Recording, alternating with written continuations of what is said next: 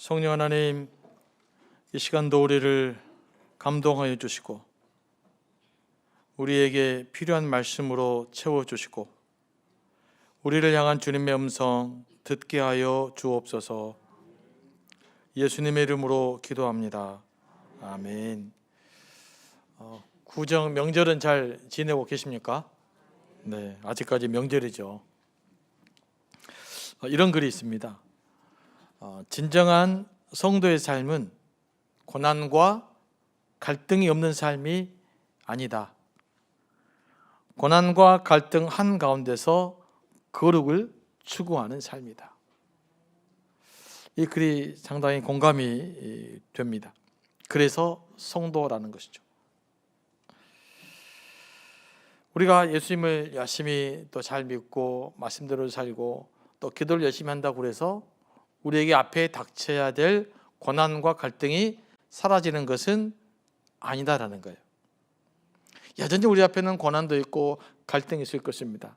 그러면 그리스도인이라는 것은 뭐냐? 성도라는 것은 뭐냐? 그 고난과 갈등 속에서 하나님의 거룩하심을 추구하는 사람입니다. 그 고난과 갈등 속에서 하나님의 거룩하심이 손상당하지 않도록 지켜내는 사람, 이게 바로 성도입니다. 그렇게 하나님의 거룩하심을 지켜낼 때 하나님께서 함께 해주시고 복을 주시고 기도응답을 해주시면서 하나님의 살아계심을 나타내게 되는 것입니다. 이게 오늘 우리가 살아야 될 삶인 줄로 믿습니다. 어디서든지 하나님의 거룩하심이 손상당하지 않도록 늘 신경 쓰며 살아가는 삶, 그게 곧 우리의 삶이어야 될 줄로 믿습니다. 명절을 지내다 보면 의외로 갈등을 많이 겪게 되죠. 특별히 남편들보다는 아내들이 갈등을 많이 겪게 됩니다. 그럼에도 불구하고 성도로서의 거룩함을 잘 지켜내시기 바랍니다. 저도 사실 명절 때가 되면 희한하게도 제 어머니 집에를 가잖아요. 그럼 뭘 안 하게 되더라고요. 가능하면 또 어머니가 또 손 물 묻히는 것도 싫어하기 때문에 그 핑계 대고 가능하면 안 하게 되다 보니까 아내들은 아무래도 불만이 좀 있죠, 그죠? 그래서 그럼에도 불구하고 또 이렇게 거룩함이 손상당하지 않도록 또 마음 관리도 잘 하시고 또 특별히 그 감정의 문제를 좀 잘 다스려서 또 행복한 명절 보내게 되기를 원합니다. 하루는 예수님이 가르치실 때에 많은 사람들이 몰려들었는데 그 중에 바리새인과 율법 교사들도 함께 예수 앞에 앉아 있었습니다. 그들은 갈릴리 여러 마을과 유대와 예루살렘에서 온 사람들이었습니다. 바리새인과 서기관들은 율법을 전문적으로 연구하고 세부 규정을 제정하는 율법의 권위자들이었습니다. 이들이 예수님을 찾아온 것은 나중에 본문을 통해서 알 수 있지만 예수님의 가르침을 듣고 배우기 위한 것이 아닙니다. 예수님의 가르침이 궁금해서 온 사람들입니다. 예수님께 수많은 사람들이 몰려들기 시작합니다. 예수님이 인기가 있기 시작합니다. 그러니까 호기심에서 저 사람이 도대체 뭘 가르치나, 또 율법을 제대로 가르치고 있는지 이런 것들을 판단하기 위해서 온 사람들이죠. 늘 이런 사람들이 문제입니다. 왜 그럴까요? 이런 분들에게는 하나님의 은혜가 임하지 않기 때문에 그래요. 사실 말씀을 들을 때, 예배 올 때는요, 올 때 순간에 이미 결정이 됩니다.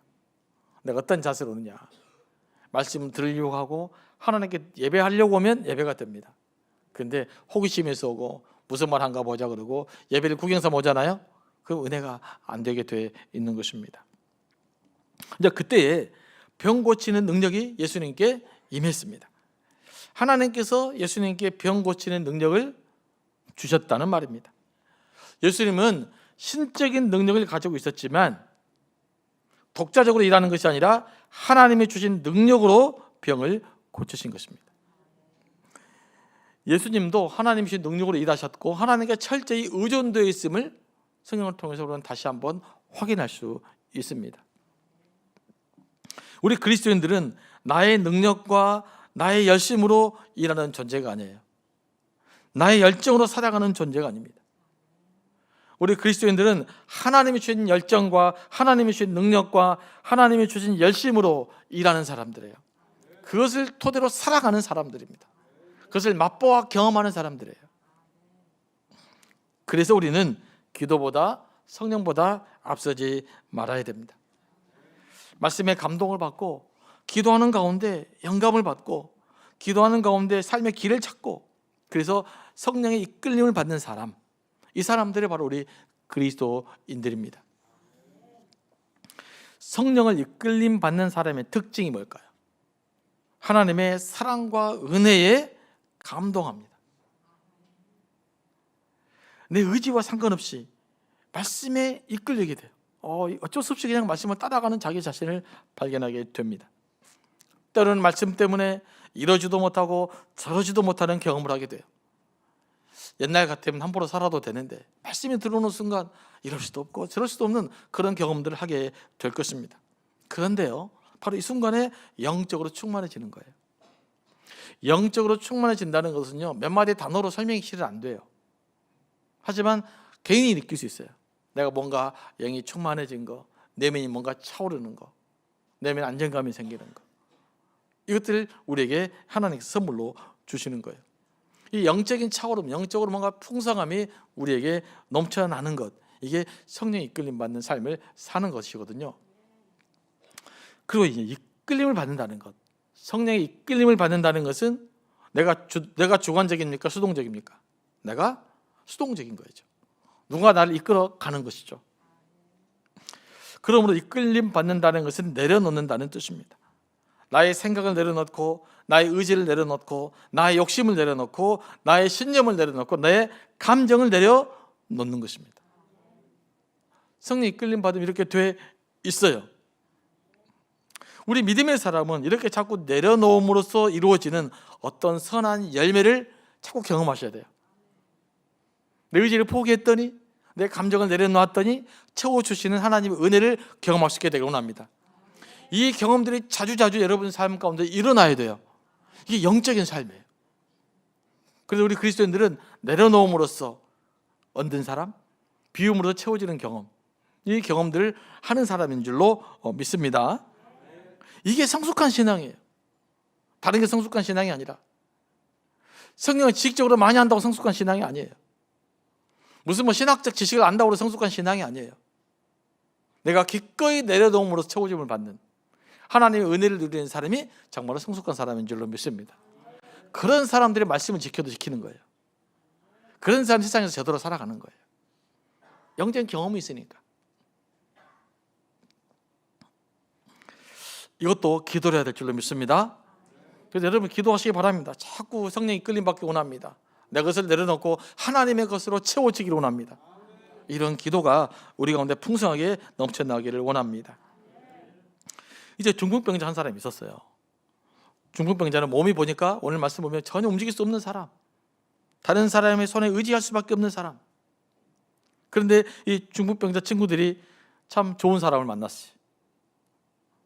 어떻게 합니까? 이 중풍병자를 어떻게 좀 치유해 보려고 들것을 싣고 예수님께 나오는 길이었습니다. 그런데 예수님 주변에 사람들이 너무 많아요. 너무 많은 사람들이 몰려있기 때문에 어떻게 됩니까? 그 길을 틀 수가 없잖아요. 그 길을 틀 수가 없다 보니까 이제 어찌할 수가 없는 상황이 벌어진 것입니다. 그때 생각해낸 것이 뭡니까? 지붕 위로 올라가는 거예요. 오늘 말씀 보니까 지붕에서 기와장을 뜯어놓고 내려놓았다라고 기록되어 있어요. 사실 저는 어렸을 때 이 말씀을 이해 못했습니다. 우리 집 천정을 보니까 기와장 뜯어놓고 하면 천정이 또 있는데 어떻게 듣지? 이렇게 생각을 했단 말이죠. 여러분 어떻게 생각하십니까? 그런 경험이 있어요. 이해할 수가 없는 거죠. 그런데 이제 나중에 자료도 보고 사진도 보고 이스라엘 집의 구조를 보면서 이해가 된 것이죠. 이스라엘 집은 천정이 평평하게 생겼는데 사진 보시기 바랍니다. 이스라엘 고대 이제 흔적지인데요.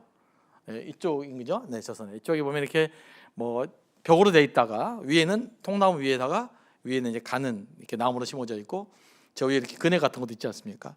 그러니까 저렇게 저기를 뜯어 갖고 이제 그 병자를 내린 것입니다. 자, 사파를 다시 한번 보겠습니다. 이런 식으로 내렸겠죠. 그러니까 평평한 지붕을 뜯어내고 저렇게 줄을 내려서 들것 실려서 예수님께 내리게 된 것입니다. 참 이 중풍병 환자는요, 제가 볼 때 참 좋은 사람 만났어요. 아픈 말든 상관없어요. 무슨 소용이 있겠어요. 근데 기어이 한번 고쳐보겠다고 예수님께 이렇게도 나오고 길이 막히니까 집을 뜯어서라도 이렇게 한 거 보면 참 좋은 사람을 만났다. 여러분, 우리가 행복하게 살아가는 방법 중 하나는요, 좋은 사람이 만나는 거예요. 그 복인 줄로 믿으시기 바랍니다. 내가 행복하려면요, 관계가 좋아야 돼요. 관계가 틀어지잖아요. 그럼 행복할 수가 없어요. 그래서 내 주변 늘 좋은 사람, 선한 사람들이 많이 있을 수 있도록 기도하셔야 돼요, 여러분들이. 그래야 여러분들이 좀 복 있는 삶을 살아가게 될 것이에요. 자, 예수님께서 오늘 뭐라고 말씀하십니까? 중풍병 환자의 믿음을 보시고 고쳐주신 것이 아니라, 오늘 말씀 보니까 뭐예요? 그 친구들의 믿음을 보시고 이 환자를 고쳐주신 겁니다. 이런 놀라운 일이 있어요. 이건 일상적이지는 않습니다. 일반적으로 예수님은 치유하실 때에 환자의 믿음을 보고 치유하셨죠. 그런데 이번에는 예외적으로 환자의 믿음이 아니라 친구들의 믿음을 보고 고쳐주신 것입니다. 그래서 나의 믿음이 다른 사람들에게도 영향을 미친다는 것을 아셔야 됩니다. 내가 선한 믿음을 갖고 있으면 나와 함께 있는 사람들이 복을 받게 돼 있어요. 그들에게도 복이 흘러간 줄로 믿습니다. 그러면 중풍병자의 믿음은 어땠을까요? 이거는 뭐 주석에 있는 것도 아니고 제가 묵상해 본 겁니다. 중풍병자는 믿음이 있었을까 없었을까요? 네. 그 사람이 누구인지를 알려면 누구를 보면 안다고요? 그 사람의 친구를 보면 안다는 말이 있잖아요. 왜냐하면 사람은 유유상종하기 때문에 그래요. 공동대 문화를 공유하기 때문에 그래요. 이건 참 어쩔 수 없이 사람은 그런 영향을 받습니다. 사람 다 문화적 영향을 받아요. 그래서 동일한 이야기를 들어도 어떤 지역과 문화에 사느냐에 따라서 전혀 다른 해석이 가능해지잖아요.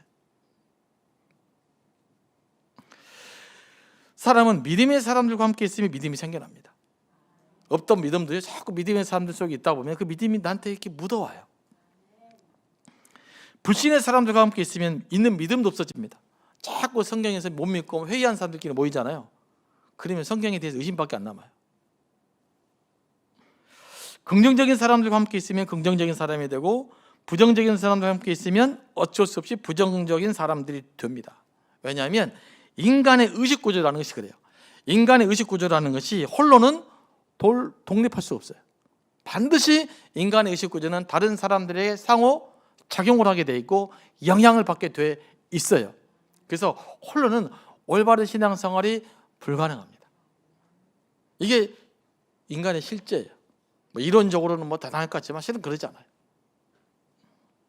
그래서 내가 나의 믿음을 살펴보려면, 내가 건강한 삶을 살고 있는 살펴보려면 내 주변에 있는 사람들을 바라보셔야 돼요. 그 사람들이 나를 비치는 거울이기 때문에 그렇습니다. 그렇다면 예수님께서 친구들의 믿음을 보고 그 중풍병자를 고치셨지만 그 중풍병자 역시도 그 친구들의 믿음을 공유했다고 봐야 됩니다. 친구들의 믿음이 아무리 좋아도요, 내가 거부하면 그건 그만이에요. 최종적 결단은 누가 해야 됩니까? 내가 해야 되는 것입니다. 하지만 아무리 중풍병자의 믿음이 좋더라도 이 친구들에게 믿음이 없었다면 예수님께 나오는 것이 불가능했을 것이죠. 안타깝긴 한데 미안하다. 좀 뭐 열심히 뭐 좀 도와줄 수는 있었지만 예수님에 대한 믿음이 없었다면 이 중풍병자를 들고 예수님께 나오지는 않았겠죠. 무슨 번거로운 일을 하겠어요. 하지만 이 친구들은 뭐가 있었어요? 예수님께만 나오면 이 중풍병자가 나을 거라는 믿음의 확신이 있었던 것입니다. 예수께서 이것을 굉장히 귀하게 보신 거예요. 이 사건을 통해서 우리가 알 수 있는 것은 뭐냐면요, 이 공동체의 믿음, 나의 믿음이 다른 이웃에게 영향을 미치는 것이고 나 또한 내가 속한 공동체에 영향을 받는다는 거예요. 이건 굉장히 중요합니다. 그래서 여러분들 신앙생활을 할 때 어떤 교회를 찾느냐, 어떤 공동체에 속해 있느냐가 굉장히 중요한 거예요. 우리 교회는 약 40여 개의 공동체가 있어요. 그래서 목자들이 있습니다. 작은 공동체죠. 우리 목자님들이 좀 부담스러워할 수 있는데 부담 갖지 마시고요. 뭐 그런다고 부담이 안 가질 수는 없겠지만 네. 이 공동체의 믿음이 개인의 결정적인 신앙에 영향을 미칩니다. 그러니까 여러분들이 어떤 그 작은 공동체를 만들어야에 따라서 거기에 속하는 공동체의 믿음이 결정될 수가 있어요. 그래서 목자들은 좀 그런 의식을 가져야 됩니다. 우리 공동체 모임이 뭐 10명 모이고 그러지만 이 모임이 뭘 결정한다? 우리의 개인적 신앙 삶의 질을 결정할 수 있다라고 생각하면서 이 분위기를 자꾸 만들어 가야 돼요. 어떤 분위기를 만들어야 될까요? 우리의 의식 구조의 영향은 이야기의 영향을 많이 받습니다. 이야기. 그러니까 공동체에서 어떤 이야기를 하느냐가 그 공동체의 신앙 수준을 결정하는 거예요. 그러니까 이 공동체는 자꾸 믿음의 이야기를 해야 돼요. 기도를 해야 돼요. 말씀을 나누는 영적 공동체가 되어야 됩니다. 그래야 공동체에 비로소 영적으로 자라날 수 있고 영적으로 성장할 수가 있어요. 그래서 우리 공동체는요, 우리 목자를 중심으로 한 공동체는 영적으로 숨을 쉬는 공동체가 돼야 돼요. 뭐 세상적인 것을 이야기하는 것이 아니라. 그래서 이곳에 오면 세상적으로는 답답하더라도 영적으로는 살아 숨쉬는 그런 영적 친교가 넘치는 기도가 있는 말씀의 나눔이 있는 공동체를 만들어가야 될 줄로 믿습니다. 이것은 비단 목자 혼자만의 영향력으로 되는 것은 아니에요. 공동체 멤버들이 다 그런 의식을 가지고 자꾸 영적인 이야기와 영적인 말씀을 나누다 보면 그런 공동체 영적으로 체질이 바뀌게 될 줄로 믿습니다.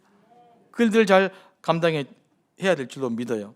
그래서 우리는 교회 등록하잖아요. 그러면 사실 등록은 가등록입니다. 5주간의 3가지 훈련을 받고 공동체로 파송이 돼야 돼요. 그래서 공동체로 들어가야만 이때부터 실질적 등록자가 되는 것입니다. 여러분 혹시 공동체에 속하지 않았으면 다시금 신청도 하시고 훈련도 받으시고 공동체로 파송을 받으셔야 돼요. 여러분의 영적 건강을 위해서. 또 공동체의 목자들은 누구의 영향을 받을까요? 교회의 영향을 받아요. 우리 교회 문화의 영향을 받습니다. 그러므로 우리 교회의 문화가 영적인 문화가 만들어져야 돼요. 뜨겁게 기도하고 찬양하고 예비하는 문화를 만들어가야 됩니다. 그러니까 교회만 오면 기도하고 찬양하고 예비하는 공동체. 우리 당회에서부터 시작해서 모든 재직과 부서들이 그 영적인 좀 에너지가 넘쳐나야 돼요. 영적인 에너지, 세상적인 에너지 말고요. 이게 막 성령의 스파크가 좀 일어나야 됩니다. 우리가 이것을 위해서 수요 기도회를 뜨겁게 하고 있는 것입니다. 수요 기도회 때 오셔서 그때 막 통성으로 기도하는데 오셔서 좀 뜨겁게 성령의 능력을 좀 경험하시면 좋을 것 같아요. 우리 그리스도인들이 믿음으로 바로 세워질 때 불신자들이 예수를 바라보게 됩니다. 그런데 내가 이렇게 내 정체성을 밝히면 불신자들이 불편할 것 같아. 그래서 그 사람과 어울려서 잘 섞여 살아버리잖아요. 그럼 뭐가 될까요? 아무도 예수를 주목하지 않습니다. 그렇잖아요. 여러분 존재감이 사라져버리는 거예요. 그래서 여러분 이웃과 친구들이 조금은 불편할지라도 내가 그리스도인이라는 정체성을 자꾸 드러내야 되는 거예요. 그래야만 우리가 믿음의 생활을 제대로 살아갈 수가 있는 것입니다. 좀 불편하지만 예수 믿는 사람답게 뭔가를 하게 될 때 그때야 비로소 사람들이 교회에 주목하게 되어 있어요. 옛날에는 흩어지는 교회를 좀 강조했단 말이죠. 교회 안에서만 예배만 드리는 것이 큰 의미가 없다. 잘 살아야 된다. 그래서 열심히 보내놨더니 세상 속에 싹 섞여갖고 이 사람이 그리스도인지 아닌지도 모르고 살아요. 그런 의미에서 흩어진 교회가 아니거든요. 세상에 흩어지되 예수님의 정체성을 갖고 그리스도의 정체성을 갖고 나는 하나님의 사람으로서 세상에 흩어져야 되는 거예요. 그런데 세상과 잘 섞여버렸단 말이에요. 그러니까 지금 교회가 있는지도 없는지도 저서 예수 믿는지도 안 믿는지도 모르고 그냥 이렇게 살다 보니까 우리가 지금 영적 위기를 맞고 있는 거예요. 예수님께서 이 중풍병자를 치유해 주실 때에 이제 어떻게 치유하십니까? 그냥 치유해 주면 문제가 없는데 예수께서 문제를 만들죠. 뭐예요? 그의 죄를 용서해 주셨습니다. 이 사람아 내 죄사함을 받았느니라. 이것이 문제가 돼요. 서기관과 바리새인들이 뭐라고 말합니까? 예수님 향해서 도대체 이 사람이 누구냐? 왜 당신 하나님의 이름을 모독하느냐? 라고 신성 모독한다고 예수님을 비난을 합니다.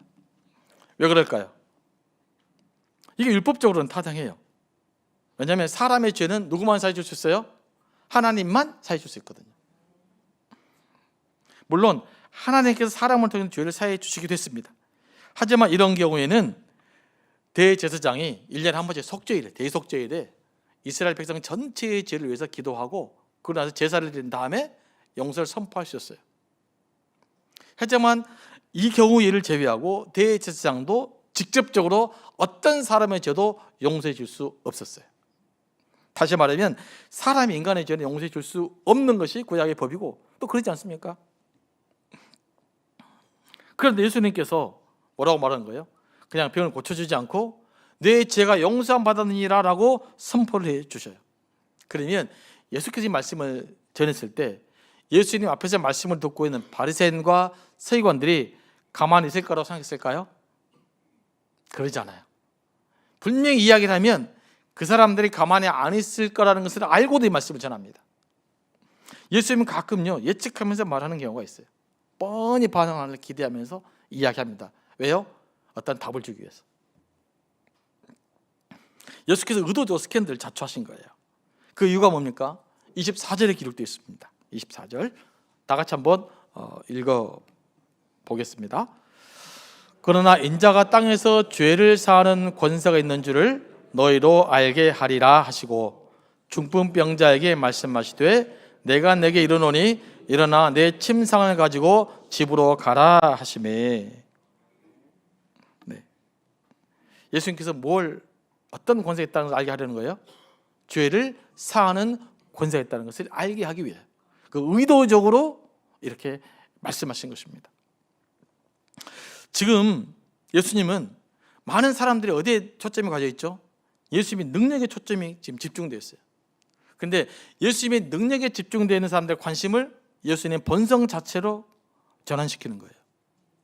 우리가 자칫하면요 예수님 있다 보면 예수님이 주신 부수적인 축복의 관심이 너무나 많아서 예수님 자신에 대한 관심을 잊어버릴 수가 있어요. 기도 응답에 대한 관심이 너무 많아서 기도를 응답해 주신 하나님에 대한 관심을 소홀할 때가 있단 말이에요. 그래서 예수님은 그런 예수님의 능력이 아니라 예수님 자신에게, 예수님 본성에게로 사람들의 시각을 돌리고 있는 것입니다. 뿐만 아니라 그 인자에 대한 기대가 있어요. 인자는 사람의 아들 표현되었지만 사람의 아들이라는 뜻이 아니라 하나님의 심판자 메시아라는 뜻이에요. 그런데 그 인자에 대한 기대가 뭐냐? 이스라엘을 로마의 억압으로부터 해방시키는 거예요. 그 이스라엘 백성들 메시아가 오면 이스라엘 백성들을 로마의 억압으로 해방시킬 것이라고 생각을 했어요.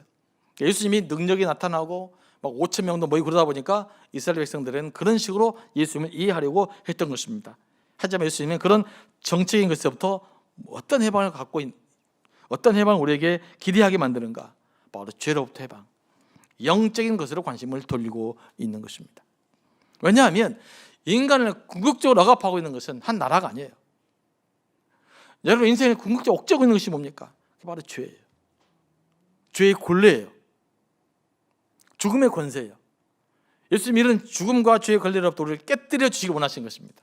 그래서 진정한 자유, 진정한 행복을 누리며 살아가기를 원하신 것이죠. 이게 예수님의 주된 관심사였단 말이죠. 그래서 사람들의 관심을 예수님의 주된 관심사로 다시금 전환시키는 역할을 지금 하고 있는 것입니다.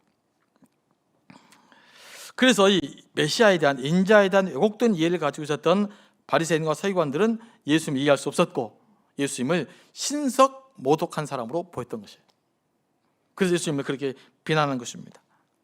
이 비난은 질문을 할 수 있어요. 왜냐하면 갑자기 예수님이 자기는 인간인 줄 알았는데 죄를 용서해 주셨으니까. 근데 문제는 뭡니까? 이들은 예수님이 왜 그런 말을 했는지 묻지도 않아요. 그러면 당신은 도대체 누구요? 당신의 정체성을 밝히세요. 이런 질문을 해야 되잖아요. 저는 이런 질문을 하지 않습니다. 그냥 비난만 하고 말아요. 왜 그럴까요? 자신의 생각과 다르기 때문에 마음을 닫아버려요. 마음을 닫아버리면 질문이 안 생깁니다. 들리지가 않아요. 저희 명절 때 우리 가족들이 이제 모여서 이야기 하잖아요. 가끔씩 이제 제 형님 무슨 이야기 할 때가 있어요. 열심히 듣고 있는데 전혀 안 들릴 때가 있습니다. 옆에 이야기 하는데 왜 그럴까요? 제 머릿속은 딴 생각하고 있거든요. 그래서 가끔 물어봅니다. 무슨 말 했는지 아냐? 그러면 네, 무슨 말 했는데 그거 몰라요. 여러분은 그런 경우 없으십니까? 실제로 우리 원하는 이런 경우가 있어요.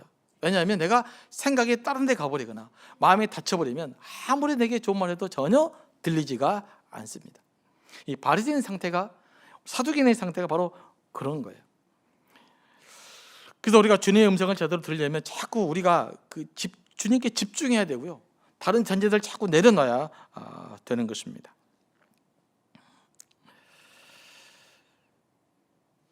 예수님은 자신이 죄를 사하는 권세가 있다는 것을 어떻게 증명했습니까? 죄를 사하는 권세가 신성모독이여 거짓이라면 중풍병자는 일어나 걷지 못했을 것입니다. 그런데 이 중풍병자가 일어나 걸었다라는 것은 뭡니까? 예수님의 말씀이 사실이라는 것을 증명하고 있는 거예요. 그러니까 예수님이 죄를 사하는 권세가 있다라는 것을 실질적으로 보여주는 것이 뭐냐? 이 중풍병자가 걸어가는 사건인 거예요. 그러니까 예수님은 병자 치료를 통해서 본인이 사람의 죄를 용서할 수 있는 하나님의 아들이라고 하는 것을 우리에게 보여주고 있는 것이죠. 이 사건을 본 모든 사람들 하나님께 영광을 돌리며 심히 두려워했습니다. 예수님을 하나님이 보내신 메시아로 알고 이 일을 이루신 하나님께 영광을 돌렸습니다. 그러면서 뭐라고 기록되어 있습니까? 그들이 심히 두려워했습니다. 지난번에 말씀드렸던 것처럼 예수님이 단순한 인간이 아니라 하나님의 아들이라는 자각이 일어났기 때문입니다. 자, 예수님 하나님의 아들로 하나님으로 경험하게 될 때 우리 안에는 죄에 대한 자각이 일어난다고 그랬잖아요. 그래서 두려운 거예요. 그런데 이 바리새인과 서기관들의 반응은 기록되어 있지 않습니다. 이들에 대한 기록은 예수님이 신성모독했다는 고발뿐이에요. 이들은 모든 사람들 하나님께 영광을 돌리는데 참여할 수 없었던 거예요. 이게 바리새인들의 문제예요. 너무 자기 의가 뛰어나서 자기 생각과 다르면 배척을 했지, 마음을 열고 듣고 대화하고 그 진정성을 묻지 않았다는 것. 이게 바리새인들의 최고의 잘못된 것이었던 것입니다. 또 우리가 이를 통해서 알 수 있는 것은 뭐냐면요, 예수님을 바로 이해하지 못하면, 예수님을 제대로 알지 못하면 하나님의 영광의 그 은혜에 참여할 수가 없어요. 예수님에 대한 바른 이해가, 바른 지식이 우리에게 꼭 필요하다는 거죠. 자, 베드로는 예수님을 하나님 아들로 알았을 때 어떻게 고백합니까? 나는 죄인입니다 라고 말했어요. 그런데 이들에게는 이런 반응이 기록되어 있지 않습니다. 하나님 앞에 선 것과 같은 그 두려움이 일어났으나 자신의 고백으로 이어지지 못한 거예요. 자신의 고백으로 이어지지 않아서 예수님을 하나님 아들로 믿지 못하게 된 거예요. 그러니까 예수께서 나병 환자를 일으킨 사건을 통해서 감격하고 감탄했으나 그게 자기 신앙으로 들어오지 못한 거죠. 자기 신앙적 고백으로 만들어지지 못한 거예요. 그래서 나중에 어떻게 됩니까? 예수께 심한 책망을 받죠. 뭐라고 이야기합니까? 예수께서 화했을진저 고라시나, 화했을진저 베세다야, 화했을진저 가버나움아. 예수께서 활동했던 이 지역이에요. 그러니까 그렇게도 예수께서 많은 기적을 보이셨지만 그들은 예수님 하나님 아들로 믿지 못한 거예요. 그냥 예수님의 기적에 박수치고 환호한 거예요. 나의 구주, 나의 하나님에 대한 신앙 고백을 갖지 못했던 것입니다. 그래서 예수께서 그들을 책망한 거예요. 우리도 자칫하면 그렇게 될 수 있어요. 예수님을 잘 못 이해하면, 바로 믿지 못하면 오히려 우리가 책망받을 수 있는 것이죠. 이것은 우리에게 정말 중요한 교훈을 주는 거예요. 여러분 신앙생활에 있어서 가장 뭐가 중요하느냐? 예수님이 누구냐가 중요해요. 누가 중요하다고요? 여러분에게 예수님이 누구이십니까? 예수님 우리의 죄를 용서해 주신 분입니다. 지금까지 죄 용서를 선포한 사람은 한 명도 없었습니다. 인간의 죄는 하나님만이 용서해 줄 수 있기 때문에 그렇습니다. 그런데 예수님은 자신을 죄를 사해 주시는 권세가 있다고 말합니다. 그럼 다시 한번 묻겠습니다. 이 질문은 지금 10스텝 교재에 나온 질문을 제가 한번 가져온 거예요. 세 가지 가능성이 있죠. 첫째는 예수님이 미친 사람이거나 정신병자일 수 있다. 예수님이 미쳐서 정신이 제대로 안 됐으면 제가 하나님인지 헷갈려가지고 그럴 수 있잖아요. 그러면 이 성경에 있는 기록도 예수 그리스도가 좀 정신이 나갔거나 미친 사람으로 보이십니까? 그러지 않을 거 아니에요. 그럼 두 번째 가능성이 있죠. 예수님이 거짓말장이나 큰 사기꾼이에요. 그래서 자기가 하나님 아들인 줄 알면 아닌 줄도 알면서도 불구하고 예수께서 거짓말해가지고 사람을 선동하기 위한 거, 어떤 자기 이익을 위해서 이런 짓을 했다. 공생의 공간복음 기록된 예수께서 그런 분이라고 생각되십니까? 동의하지 않을 거예요. 그런데 예수님이 하나님의 진짜 아들이라면, 그분이 우리 죄를 십자가에 달려서 죽으시고 우리를 구원하시는 구세주라면 죄 용서가 가능하겠죠. 자, 그렇다면 이제 우리에게 질문이 하나 될 수 있습니다. 그러면 예수님은 과연 누구이기에 우리의 죄를 용서해 줄 수 있는 걸까요? 예수님은 과연 누구이기에 나병 환자의 죄를 용서해 주셨을까요? 가장 근거 있는 답은 뭘까요? 예수님이 하나님의 아들이시기 때문에 그래요. 그분이 십자가에서 우리 죄를 위해 죽으시고 부활하신 구세주이기 때문에 가능한 것입니다. 그러면 오늘 우리에게 요구되는 믿음이 뭘까요? 예수를 어떻게 믿어야 되는 거예요? 단지 나에게 복을 주는 분을 넘어서서, 나를 치유하는 분을 넘어서서 내 생명을 구원하시고 내게 영생을 주시고 내 죄를 용서해 주시는 바로 그분으로 믿는 것, 이게 예수님 믿는 바른 믿음입니다. 이 믿음이 근본적으로 회복돼야 됩니다. 이 믿음이 형성되지 않으면 그냥 예수님 인간적으로 하는 거예요. 예수님을 조금 더 인간적으로 알아가지고는 우리에게 구원의 가능성이 없는 것입니다. 예수께서 우리에게 약속하신 것이 뭡니까? 주 예수를 믿으라, 그리하면 너와 내 집이 구원을 얻으리라는 약속이십니다. 그 약속하시는 분이 누구십니까? 그가 바로 하나님의 아들이시기 때문에 그래요. 이 하나님 아들이시를 믿는 자, 그 하나님이 의지하며 나아갈 때 하나님의 놀라운 축복의 역사가 우리 삶 가운데 넘쳐날 줄로 믿습니다. 이 예수님에는 분명한 확신과 답을 찾는 여러분들이 되기를 원합니다.